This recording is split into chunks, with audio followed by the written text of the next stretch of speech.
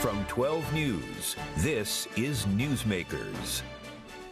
Welcome to Newsmakers. I'm Ted Nesi. Our final show of the year. Tim White is off this week for the holidays, but I'm joined by an all-star roundtable to break down the news of the year and look ahead to 2025. Glad to be joined by Dan McGowan of the Boston Globe, Antonia Noori Farzan of the Providence Journal, and Ian Donnis of the Public Radio, all old friends of the show. Thank you all for being here. We're like the only people working in news this week, right? This in-between week for everybody, but that's all right. We're going to have a good conversation for all of you at home. So I want to start. I like to go around the table, and it's funny. I was writing this, and I have a guess where some of us might land, but I said we weren't going to tell each other in advance. We're going to say, so Dan, you're getting it first. Oh, wow. What do you think was the biggest local story of 2024? Well, it's not my favorite story, but it has to be the bridge, right? I mean, we knew it was going to dominate the year, the Washington Bridge, of course. We knew it was going to dominate all year, and I feel like the kind of drip, drip, drip of every bounce of the ball that happened over the course of, it felt like every week at some points. Now it's slowed down a little bit. There hasn't been as much news, but from the distraction that people faced and the initial handling, of course, which was in 2023, but those first couple of months, I think, of 2024, I think this was the only story that anybody wanted to talk about. Because don't forget, when we sat here a year ago, we thought it was going to reopen. Right, for 3 weeks or yeah, right. 3 months, and then now it looks like it's going to be 3 or 4 years, and so I think the frustration level though is down. I think it is true now that generally speaking, at most times of day, you can get across the bridge relatively easily. It's still a little bit annoying, in rush hour, things like that. So I think things have calmed down, but when you look at the totality of it all, it's clearly the biggest story of the year. Antonia, same question. Biggest story? I was going to say the same thing. Also the bridge. Yeah. I mean, I wish it wasn't. I'm kind of sick of talking about it, to be honest. I hope it's not the biggest story of next year. Do you think there's any risk, Antonia, I wonder this sometimes for viewers and readers, like, is there bridge fatigue, where people are kind of tired of hearing about the bridge? I mean, I think Dan's right that to a certain degree it has settled down. So just hearing, about traffic, about the impact on businesses, maybe there's a degree of fatigue with that. But I do think it did feel like this year, every so often there was some new development, oh, we didn't get anyone to bid. Right. Oh, we have to actually pause construction and demolition, see how long that's going to take. So it did feel like everything that could go wrong kept going wrong in new and exciting ways. So I think that's kept people following along. It did start to feel like one of these classic Rhode Island stories, or at least we tell ourselves they're Rhode Island stories. Don't you think it's also the story that, at least what it appears to be right now, a couple of generations before us, you had the banks failing. Mm-hmm. For early in our career, you had 38 studios. Yeah, and now, and that's really the top story for me. I mean, certainly the bridge is top of mind, but I think it taps into something deeper in the Rhode Island psyche, because there's always been a degree of cynicism about state government, but combined with the data breach at the end of the year, I think these are issues that really make Rhode Islanders wonder about the competence of their state government. Now, we can say that Deloitte, the contractor responsible for the state's human services and benefits portal, bears greater responsibility for the data breach. But for people who are affected by these things, and both of these stories, the bridge and the data breach, affect Rhode Islanders in their lives day to day for the whole, for extended periods of time. And these issues are bleeding into the next race for governor in 2026. I think they pose a bit of a cloud for Governor McKee in the question of whether he will truly follow through on plans to seek re-election. So for me, that's the top story of the year. That's a good point. They're both stories. So often we're in the news business, you're trying to balance something that might be high interest to reporters and maybe insiders versus things that have widespread impacts. But both the data breach and the bridge really did affect people's, to an extent, the data breach has already, with people worried about their credit, and especially the bridge. We'll never forget those first couple days of traffic in East Providence, right, and all that. I was thinking about it. I was worried we'd all say the bridge, because it is kind of obviously the biggest story of the year. I would say, if I was going to be cute about it, I'd say it was a tie between the bridge and housing. I actually do think it's that, again, is something with such a widespread impact. We constantly hear stories of people can't find a house, they can't find an apartment, the rent is going up.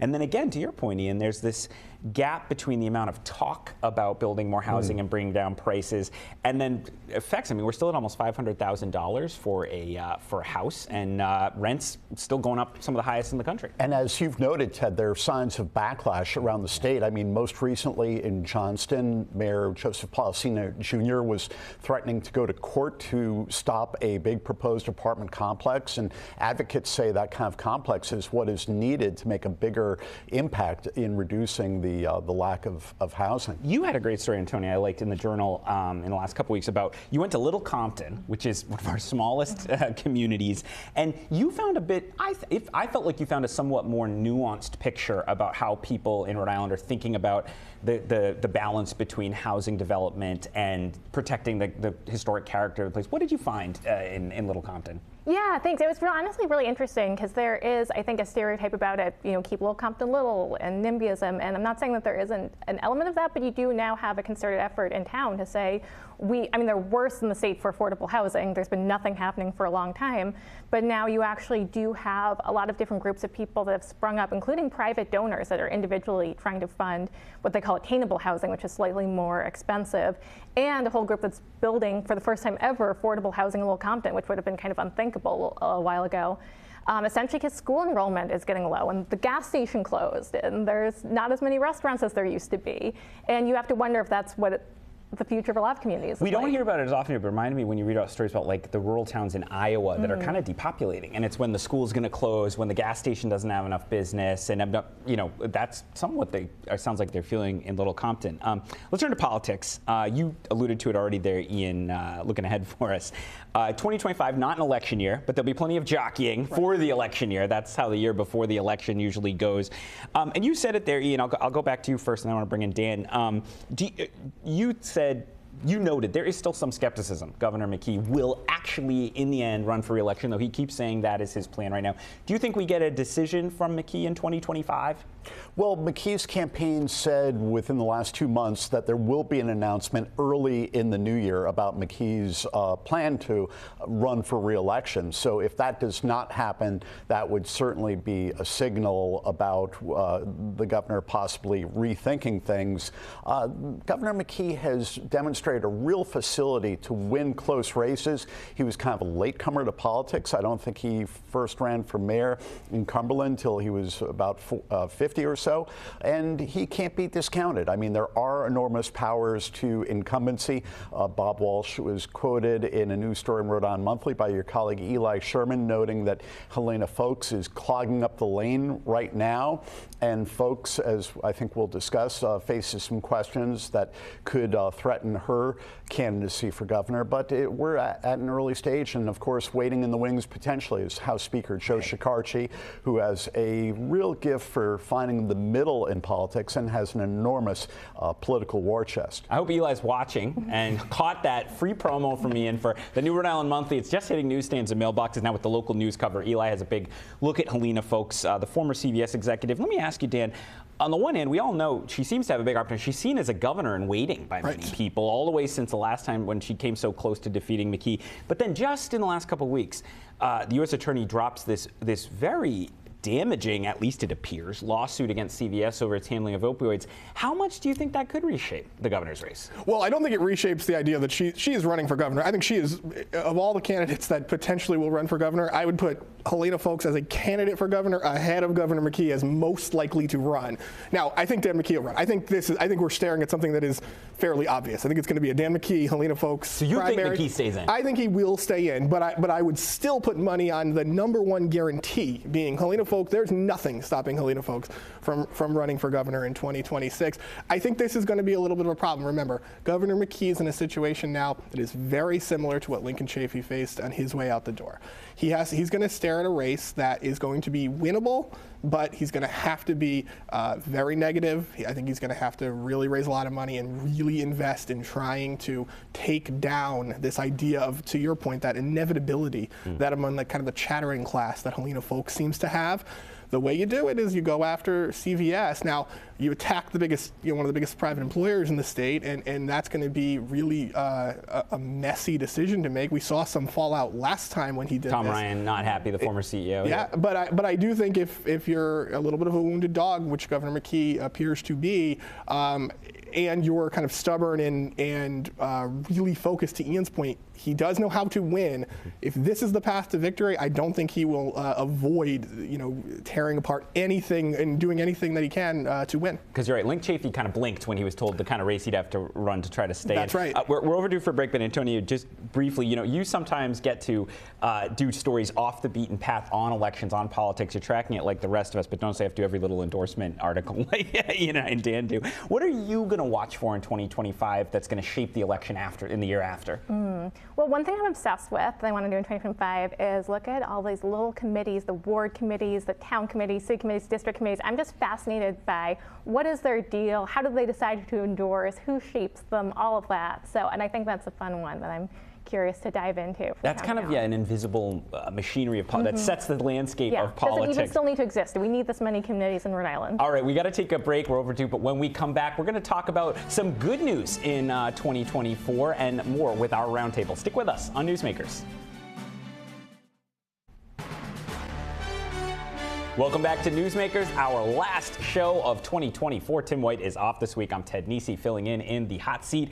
Joining me for this New Year's roundtable, Dan McGowan of the Boston Globe, Antonia Noori Farzan of the Providence Journal, and Ian Donnis of the Publix Radio. So I teased it.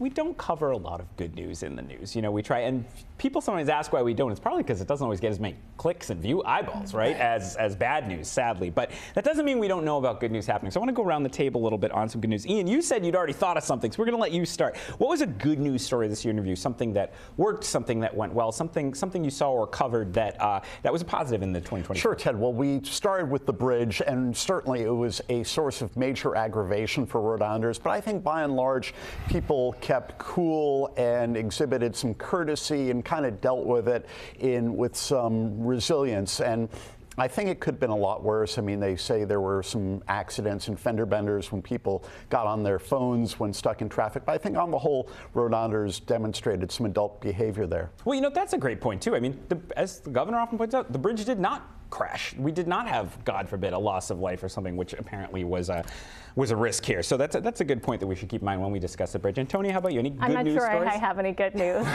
I'm coming up blank. Come back to me. That's the life of a reporter. Dan, any good news you saw? I came up with one, and I think you've known me a long time. My actual dream was to be a sports journalist, and my favorite story is a young kid that I used to coach baseball, Kelvin Odie, who was a star basketball player at LaSalle, is now in California at a prep school, announced this year that he's going to be going to West Virginia University next year to play basketball. He's one of the top high school basketball prospects, in the country. I'm so proud of him. He was such a fun kid to coach as a baseball player many, many years ago. He picked the right sport. I think he knows that, and he's going to have a bright future. That's a good one. That also, sports puts me in mind of Rhode Island FC for all the, it's kind of two different things. You had there's a debate over the funding of their stadium, Pawtucket, the bonds and all that, but they seemingly beat expectations in their season, right? Yeah, I mean, to get to the league final is a really impressive accomplishment in your first season. We'll see how it goes going forward, and we know they get to open up a new stadium next year, so no matter what it costs, I'm fully convinced that initially the reaction will be, this place is beautiful, this is a fun thing to do. It's just going to be, can they pay for it in the long run? Antonia, I just thought of some good news for you. So you got married this year. I did. But I suppose that's not a news story, but that was good news. Thank you.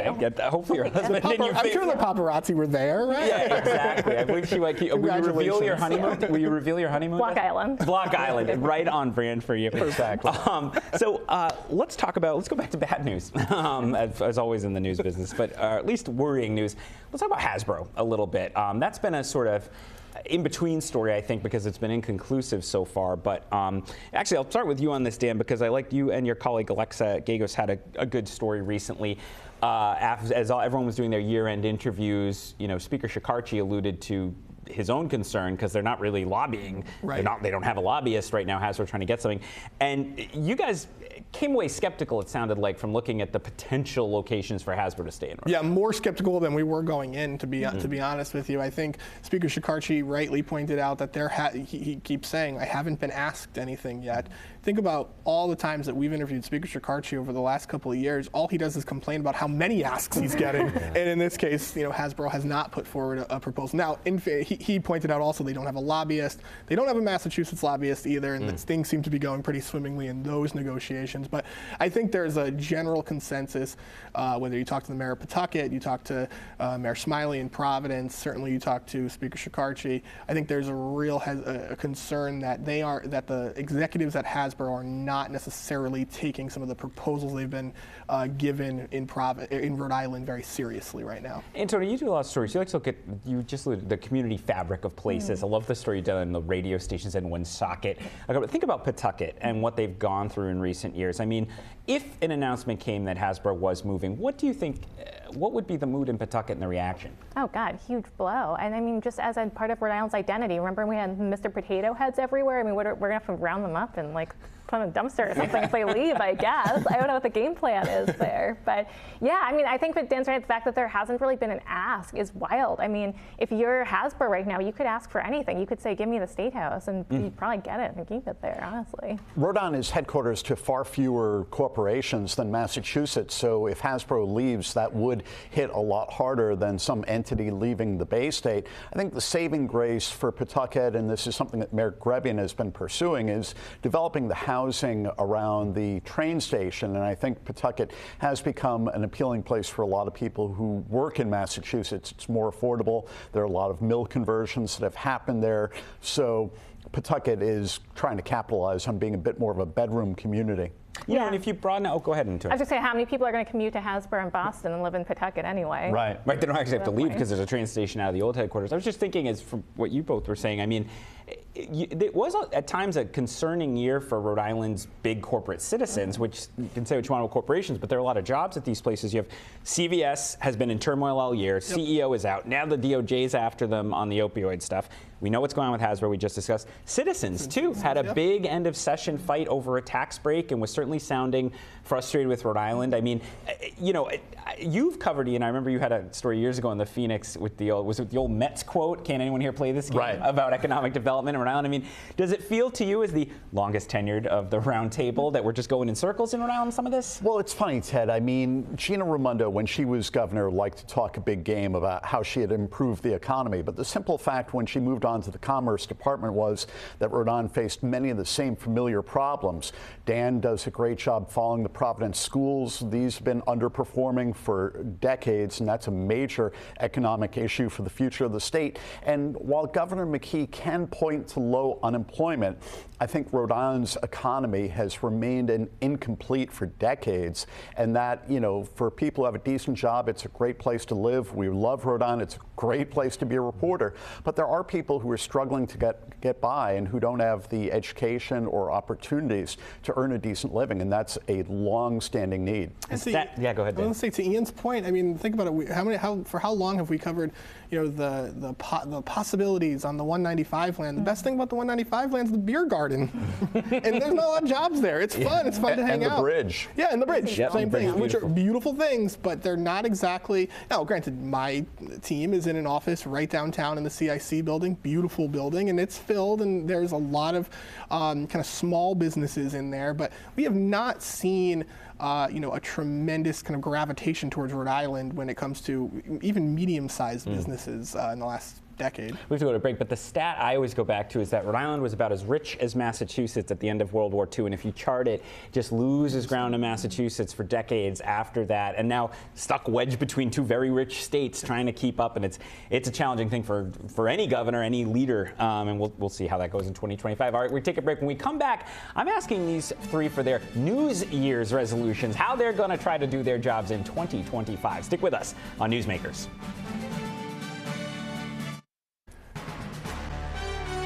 Welcome back to Newsmakers. I'm Ted Nesi here for a year-end New Year's roundtable, looking back and looking forward with the Boston Globe's Dan McGowan, the Providence Journal's Antonia, Noori, Farzan, and the Public Radio's Ian Donnis. Public Radio / Rhode Island PBS, actually, because they're all merged. That was a story this year, too. So as I teased there, I told you I was going to ask for your New Year's resolution, something for the new year you're thinking about journalistically for yourself, for the profession, elsewhere. Ian, you said you have one, so let's start with you. Ted, clearly we saw how 15, 20 years ago there was a fracturing of the media spectrum, more people getting their information from more sources and fewer dominant sources of information. And now we see how that's happening even with social media. I mean, some of us remember how there was a common conversation on Twitter. We could interact with Kurt Schilling on there, and now there's Blue Sky and there's Threads and everything else. But I think the unyielding value of journalism is stories that reach a wide audience, that are appealing to people. Antonia had a great story recently about a guy in Cranston who's put an enormous amount of information about Rhode Island history and all kinds of things on Facebook, and he has a huge audience. And Antonia's story got amazing pickup, pointing to how she had a crack on Twitter about how, people say no one reads the Journal, and this guy on Facebook had a big increase in his audience and after he did, that. Right? He told you that, right, Antonia, after that? Oh, yeah, I mean, you can see the numbers on his group. Wow. So I think, we all strive for stories that reinforce the traditional journalistic role of shining a light on government or inspiring people, and that, that remains vital going forward. I like that. Well, you got out of the last table round, Antonia, but you're making you do this one. What's your New Year's resolution? Okay, I do have a resolution, and it's not as deep as Ian's. It's to not have 500 tabs open on my phone at all times. And you guys can hold me to it on New Year's Day. I'm going to sit down and close every one that's open. This is more of a goal, but I want to interview a fireworks barge operator. So if you are a fireworks barge operator out there, please give me a call. That's one of our top audiences we've always heard on Newsmakers, fireworks barge operators. They love Newsmakers. I only need one. Your resolution, Dan? Well, I was going to say that I wanted to be the first person ever to swear on Newsmakers. Too late. Mayor Grabbian got ahead of you on that. Thank you, Mayor. More seriously, I think that something that I want to take much more seriously, and it's something that I think we all know this as journalists, but we should always be trying to get better about it, is explaining to our audience why stories matter, right? We do a lot of stories, all of us do, that probably we could cut out a lot of it and cut away from the sort of monotonous committee meeting stories and endorsement stories, things like that, but start to really dive into why, if we're doing a story, we're telling you it's important, we have limited resources, we need to do a better job of explaining to people why it is that we've done that story. And people have limited time to read them and watch them, right? That's right. I was thinking about mine. I think mine is to try to be really judicious in 2025 about differentiating between things people say and things people do. And yes, part of this is Donald Trump, because I think he's taught us that, there can sometimes be a gap between the level of someone's rhetoric and then the actual actions coming out. And I think that actually can lead to credibility gap for the press corps, where people say, well, you guys made something sound like the end of the world, and it wasn't that big a deal. But it turns out, because we were covering the words and not looking closely enough at the actual announcements and policies and all that. So that's something I'm thinking about. All right, well, on that note, we all have plenty to work on next year. And I think one good thing we know is there will be no lack of stories in Rhode Island 2025, because there never is. I want to really thank Dan McGowan of the Boston Globe, Antonia Noori Farzan from the Providence Journal, and the Publix Radio's Ian Donnis for joining me. I hope all of you had a wonderful Christmas and Hanukkah, and you have a very happy New Year. And I hope you'll be right back here with us next weekend on Newsmakers. See you then.